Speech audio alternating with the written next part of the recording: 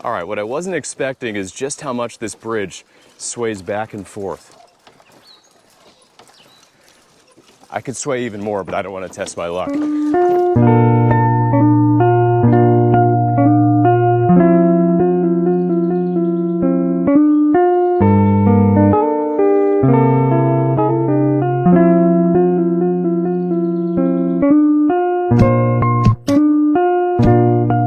Main Street isn't what draws tourists to Columbus Junction, a city of 1,800 in southeastern Iowa.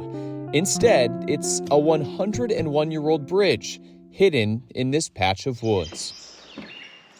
Measuring 262 feet long and around 80 feet high, the Columbus Junction swinging bridge has a shaky history.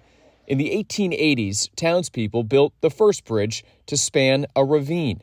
This is the wooded trail through the ravine that people used to have to take before they built the swinging bridge. It was meant to save people time, but by 1902, city leaders condemned the first bridge and built a second version. In 1920, that second bridge collapsed while two teenage brothers were on it. The two fell to the forest floor and were miraculously uninjured.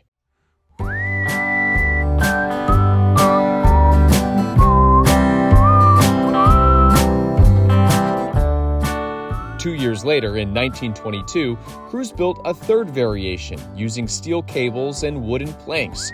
That design has stood the test of time, 101 years to be exact.